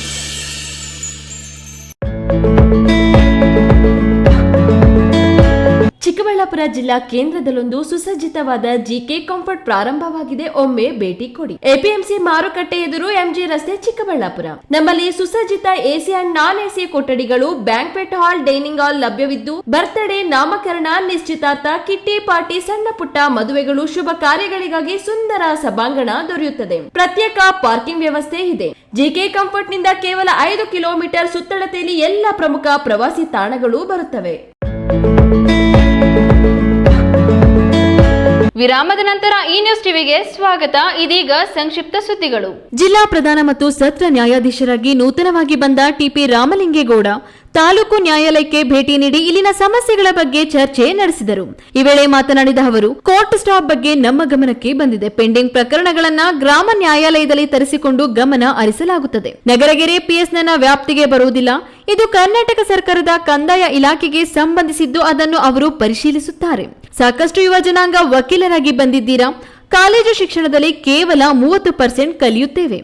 ಉಳಿದಿದ್ದನ್ನ ನಾವು ಕಲಿಯುತ್ತಿರಲೇಬೇಕು ಎಂದರು. ಡಿಸೆಂಬರ್ ತಿಂಗಳಿನಲ್ಲಿ ತಾಲೂಕಿನಲ್ಲಿ ಲೋಕ ಅದಾಲತ್ ಇಟ್ಟುಕೊಂಡಿದ್ದು, ಎಲ್ಲರೂ ಸಹಕಾರ ನೀಡಿ ಅತಿ ಹೆಚ್ಚಿನ ಪ್ರಕರಣಗಳನ್ನು ಇತ್ಯರ್ಥಗೊಳಿಸಲು ಶ್ರಮ ವಹಿಸಿ ಎಂದರು. ಈ ವೇಳೆ ಹಿರಿಯ ಶ್ರೇಣಿ ಸಿವಿಲ್ ನ್ಯಾಯಾಧೀಶೆ ಶಿಲ್ಪಾ, ಹಿರಿಯ ಶ್ರೇಣಿ ನ್ಯಾಯಾಧೀಶೆ ಗೀತಾ ಕುಂಬಾರ್ ಕೆಬಿ, ಪ್ರಧಾನ ಸಿವಿಲ್ ನ್ಯಾಯಾಧೀಶ ಗಣೇಶನ್, ವಕೀಲರ ಸಂಘದ ಅಧ್ಯಕ್ಷ ದಿನೇಶ್ ಕುಮಾರ್ ಟಿಪಿ, ಕಾರ್ಯದರ್ಶಿ ಲಿಂಗಪ್ಪ ಇನ್ನಿತರರು ಉಪಸ್ಥಿತರಿದ್ದರು.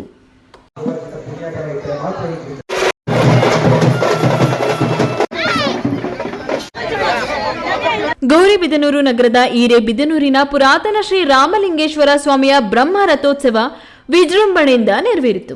ಕೊನೆಯ ಕಾರ್ತಿಕ ಸೋಮವಾರ ದೇವಾಲಯದಲ್ಲಿ ವಿಶೇಷ ಪೂಜೆ, ಹೋಮ, ಹವನ ಹಮ್ಮಿಕೊಳ್ಳಲಾಗಿತ್ತು.